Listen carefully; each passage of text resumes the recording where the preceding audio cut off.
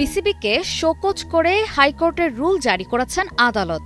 বাংলাদেশ জাতীয় নারী ক্রিকেট দলের সাবেক অধিনায়ক ও তারকা অলরাউন্ডার জাহানারা আলমের যৌন হয়রানির অভিযোগের ভিত্তিতে বিসিবির নীরবতা কেন অবৈধ ঘোষণা করা হবে না তা জানতে চেয়ে রুল জারি করেছেন আদালত।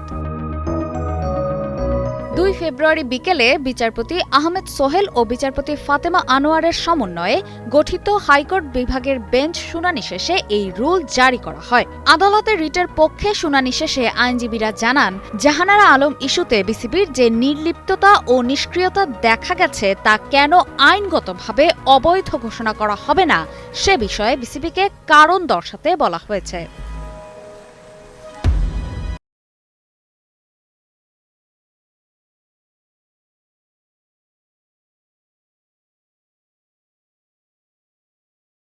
একই সঙ্গে হাইকোর্ট বিসিবিকে নির্দেশ দিয়েছেন, এই বিষয়ে তারা কী ধরনের পদক্ষেপ নিয়েছে বা নেবে সে সম্পর্কেও আদালতকে অবহিত করতে। রিট আবেদনে বলা হয়, কোনো অভিযোগের ক্ষেত্রে সংশ্লিষ্ট কর্তৃপক্ষ যদি নিশ্চুপ থাকে তাহলে শুধু একজন ভুক্তভোগী নয়, বরং আরও অনেক সম্ভাব্য ভুক্তভোগী ভয়ে বা অনাস্থার কারণে সামনে আসতে সাহস পান না। এতে ন্যায় বিচার ব্যাহত হয়।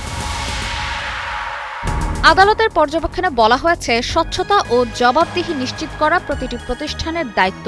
তা শিক্ষা প্রতিষ্ঠান হোক, কর্মক্ষেত্র হোক, কারখানা, হাসপাতাল কিংবা ক্রীড়া অঙ্গন। এমন অভিযোগগুলোকে সব ক্ষেত্রেই অত্যন্ত গুরুত্বের সঙ্গে বিবেচনা করা উচিত। অপর্ণা বর্ষা, কালের কণ্ঠ।